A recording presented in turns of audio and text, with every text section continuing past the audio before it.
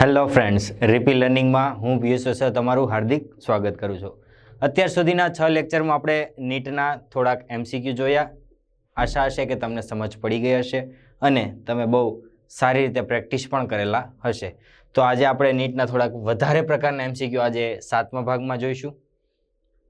તો વાત કંઈક એવી છે કે ગ્રહની સપાટી પર 3 kg દળના પદાર્થની સ્થિતિ ઉર્જા 54 જૂલ છે. બરાબર છે. તો શું આપેલું છે કે દળ 3 kg છે, તો m = 3 kg. બરાબર. અને દળના પદાર્થની સ્થિતિ ઉર્જા એટલે u = 54 જૂલ છે. કઈ વાંધો નહીં. તો નિષ્ક્રમણ વેગ કેટલો હશે? આપણે ve મેળવવાનો છે. બરાબર છે. ઓકે, તો મારી પાસે u છે તો હું u થી જ શરૂઆત કરું. u = gmm/r. ઓકે, u ની વેલ્યુ છે 54, g એમનેમ કેપિટલ M તેમનું તેમજ, r આપણે એઝ ઇટ ઇઝ રાખીએ, પણ સ્મોલ m છે મારી પાસે, કેટલું છે 3 kg. બરાબર. તો gm/r = 54/3. ભાગ ઉડશે 18 જવાબ આવશે. તો gm/r = 18 આવે છે. બરાબર છે.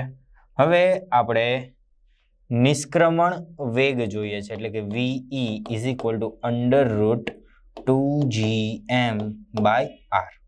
આવું કંઈક છે નિષ્ક્રમણ વેગનું સૂત્ર. પણ gm/r એની વેલ્યુ તો 18 છે, તો એના ગુણ્યા 2 થશે. બરાબર છે. 18 દુ 36, પણ અંડરરૂટમાં, માટે ve = 6 metre second. Okay, yes, option D is correct option. કે ગ્રહની સપાટી પર 3 kg દળ ધરાવતો એક પદાર્થ હતો જેની સ્થિતિ ઉર્જા 54 જૂલ હતી. તો નિષ્ક્રમણ વેગ કેટલો થાય? હવે મારી પાસે સ્થિતિ ઉર્જા છે તો હું એ લઈને જ આગળ વધું છું. u = gm/r. બરાબર. u આપને 54 જૂલ આપી દીધેલું છે, તો gm/r એનો જવાબ આવે છે 18. નિષ્ક્રમણ વેગનું સૂત્ર છે √2gm/r. તો gm/r ની વેલ્યુઝ છે મારી પાસે 18, અહીંયા મૂકી દઉં તો જવાબ આવશે 6. બરાબર. માત્ર સૂત્રની પરફેક્ટલી સમજ હોય તો તમે બહુ સારી રીતે આવા એક્ઝામ્પલ એટેમ્પ્ટ કરી શકો. કે પૃથ્વીની સપાટીથી તરત જ ઉપર વર્તુળાકાર કક્ષામાં કૃત્રિમ ઉપગ્રહનો કક્ષીય વેગ v છે. બરાબર. હવે પૃથ્વીની સપાટીથી તરત જ ઉપર એટલે કે નિયર અબાઉટ ત્રિજ્યા પાસે શું છે? તો કે કક્ષકીય વેગ v છે. તો કક્ષીય વેગનું સૂત્ર છે જ મારી પાસે √gm, અને કીધું છે કે પૃથ્વીની સપાટીથી તરત ઉપર એટલે તો એની ત્રિજ્યા r લઈ લઈએ. બરાબર. પૃથ્વીની ત્રિજ્યા કરતા અડધી ઊંચાઈએ, તો પૃથ્વીની ત્રિજ્યા છે એના કરતા અડધી ઊંચાઈએ, એટલે આ રીતે લખી શકો. પૃથ્વીની ત્રિજ્યા કરતા અડધી ઊંચાઈએ ભ્રમણ કરતા ઉપગ્રહ માટે કક્ષીય વેગ કેટલો?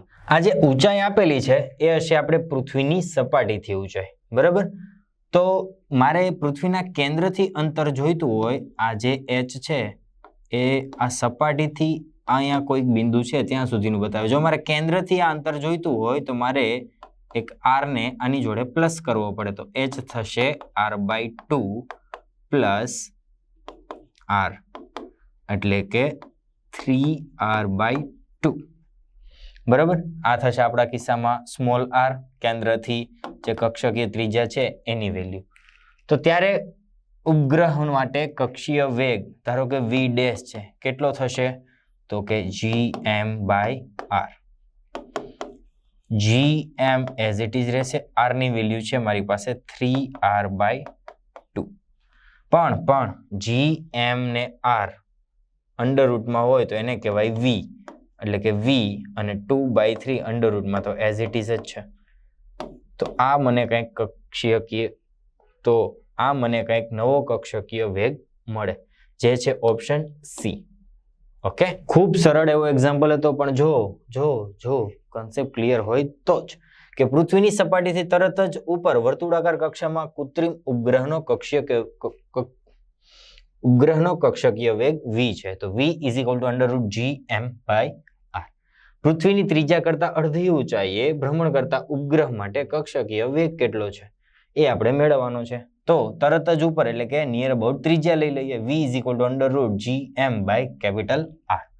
હવે પૃથ્વીની ત્રિજ્યા છે એના કરતા અડધી ઊંચાઈએ તો r/2 ઊંચાઈએ ભ્રમણ કરતા ઉપગ્રહનો કક્ષકીય વેગ v dash is equal to √gm/r. Small r એટલે પૃથ્વીના કેન્દ્રથી કક્ષકીય ત્રિજ્યા. બરાબર, તો સપાટીથી r/2 હતું તો મારે એક r પ્લસ કરવું પડે તો small r is equal to 3r/2 કિંમત મૂકી દો. જવાબ આવી જાય v √2/3.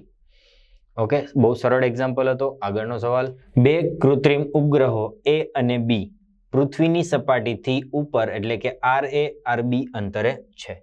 જો પૃથ્વીની ત્રિજ્યા કેપિટલ R છે તો તેમની ઝડપનો ગુણોત્તર કેટલો હોય? બરાબર, બે કૃત્રિમ ઉપગ્રહો છે. ઝડપ એટલે આપણા કિસ્સામાં આસપાસ પરિભ્રમણ કરતો હોય તો એની ઝડપ એટલે કે વેગ એ થશે આપણી કક્ષકીય ઝડપ અથવા કક્ષીય ઝડપ. v is equal to √gm/r. તો અહીં તમે જોઈ શકો કે v અને r બંને એકબીજાના વ્યસ્ત પ્રમાણમાં છે. જો આ વસ્તુ આપણે એક આકૃતિમાં સમજીએ કે આ પૃથ્વી છે, આ A અને આ B આ રીતે કંઈક કક્ષકીય ત્રિજ્યામાં ગતિ કરી રહ્યા છે. પૃથ્વીની સપાટીથી આ ત્રિજ્યા છે RA અને પૃથ્વીની સપાટીથી ગ્રહ B એની ત્રિજ્યા છે RB. ઓકે, પણ મારે કેન્દ્રથી લેવાનું હોય ને તો આ બંનેમાં મારે R પ્લસ કરવા પડે તો ને તો જ કેન્દ્રથી કક્ષકીય ત્રિજ્યા લઈ શકાય. બરાબર, તો VA/VB અંડરરૂટ છે તો એ તો અંડરરૂટમાં જ રહેશે. અંદર વ્યસ્ત પ્રમાણ છે તો અહીંયા આવશે RB RA પણ પ્લસ R કરવા જરૂરી છે કારણ કે તો જ કેન્દ્રથી કન્સિડર થશે, નહીતર તો એ સપાટીથી ગણાય. RB plus R RA plus R 1/2. તો આવો કઈ ઓપ્શન ખરો? Yes, option A is correct option. બરાબર છે. ચલો, તો બે ઉપગ્રહોના ભ્રમણનો આવર્તકાળ 3 કલાક અને 24 કલાક છે. ધારો કે બે ઉપગ્રહો એનો આવર્તકાળ, ઉપગ્રહ A નો આવર્તકાળ છે TA અને ઉપગ્રહ B નો આવર્તકાળ છે TB. તો ઉપગ્રહ A નો આવર્તકાળ હું કહી દઉં ચાલો 3 કલાક અને ઉપગ્રહ B નો આવર્તકાળ કહી દઉં 24 કલાક. બરાબર, તો તેઓના વેગનો ગુણોત્તર કેટલો? બરાબર, તો વેગ એટલે આપણા કિસ્સામાં ઉપગ્રહો ગતિ કરી રહ્યા છે એટલે કક્ષકીય વેગ જ હશે. બરાબર છે, આ કેટલો છે એ મારે મેળવવું છે. તો VA/VB આગળ જોયું તેમ ત્રિજ્યા પર વ્યસ્ત પ્રમાણમાં એટલે RB/RA આ પ્રમાણે આધાર રાખે છે. મારી પાસે RB અને RA ની વેલ્યુ નથી તો શું કરું? હું શું કરું? હે રાજ, હું શું કરું? તો RB/RA મારે જોઈએ છે પણ મારી પાસે આવર્તકાળ છે તો આવર્તકાળ અને ત્રિજ્યા બંને વચ્ચેનો સંબંધ આપને સારી રીતે ખ્યાલ છે. તો મારી પાસે કેપ્લરના ગતિનો ત્રીજો નિયમ છે. શું છે? કે TB/TA નો વર્ગ RB/RA નો ક્યુબ. ઓકે, હવે ક્યુબને હું દૂર કરું તો આ બાજુ ઘનમૂળ મારે લેવું પડશે તો 2/3 એનો જવાબ કંઈક આવશે RB/RA નો. ઓકે, તો વહાલા વિદ્યાર્થી મિત્રો TB ની વેલ્યુ કેટલી છે તો કે 24. TA ની વેલ્યુ કેટલી છે? 3. 2/3 RB/RA. અહીંયા આવશે 8. 8 તેરી 24 પણ 8 એ 2 નો ક્યુબ છે ને, હા કે ના?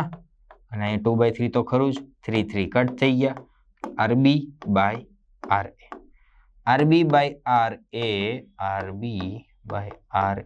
એનો જવાબ આવે છે 4. ઓકે, તો આરબી બાય આર એ નો જવાબ આવે છે 4 અને છે અંડર રૂટ એટલે કે 2.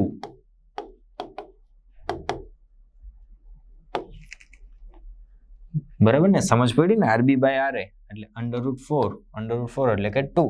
એટલે ટૂંકમાં વીએ બાય વીબી નો રેશિયો આવશે 2:1, ઓપ્શન સી. ઓકે, બહુ સારો એવો તમારા કન્સેપ્ટને ક્લિયર કરી દે અને પરીક્ષા લઈ લે એવો એક એક્ઝામ્પલ હતો કે બે ઉપગ્રહના ભ્રમણનો આવર્તકાળ 3 કલાક અને 24 કલાક છે. ચાલો હું ઉપગ્રહને જ કહી દઉં, એ અને બી.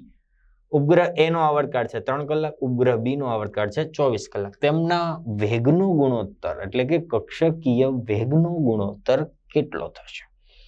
બરાબર, કક્ષીય વેગ વીએ બાય વીબી તમને ખ્યાલ છે આગળના આપણે દાખલામાં જોયું એમ ત્રિજ્યાના વ્યસ્ત પ્રમાણ under root RB by R A. પણ મારી પાસે આરબી બાય આર એ નથી, પણ આવર્તકાળ છે તો આપણી પાસે કેપ્લરના ગતિનો ત્રીજો નિયમ છે. તો બધી કિંમતો મૂકીને આ ગુણોત્તરનો વેલ્યુ લઈ લઈએ અને અહીંયા મૂકીએ તો જવાબ આવે આપણે 2:1. ઓકે,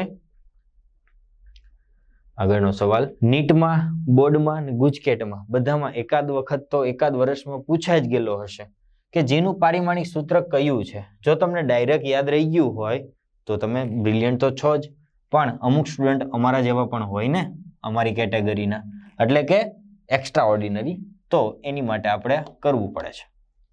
બરાબર, ચાલો જીનું પારિમાણિક સૂત્ર જોઈએ છે. તો સૂત્રનું સમીકરણ છે FGm1m2/r². આવું કંઈક સૂત્ર છે. મારે શું જોઈએ છે? જીનું. બરાબર, તો હું F ગુણ્યા r² છેદમાં m² થશે ને.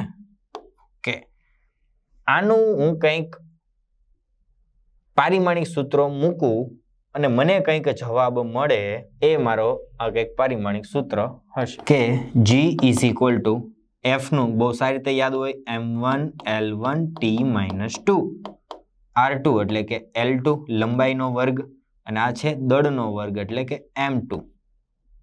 ઓકે, તો G = આ ઉપરની તરફ જશે એટલે m-1 L 3 અને T-2. ઓકે, એટલે -m-1 L 3 અને T-2. આવો કોઈ option? Yes, option C, m-1 L³ અને 3-2. બરોબર, બહુ સારો એવો એક્ઝામ્પલ હતો. અને આ સાથે આપણે આપણા 7મા ભાગને પૂર્ણતઃ જાહેર કરીએ છીએ. પણ હજી 8મા ભાગમાં થોડાક નવા પ્રકારના MCQ જોવાનું તો બાકી જ છે. તો ત્યાં સુધી લખતા રહો, વાંચતા રહો, ચાલેલા MCQને સતત રિવાઇઝ કરતા રહો અને જાતે એક વખત ગણવાનો પ્રયત્ન કરો. All the very best.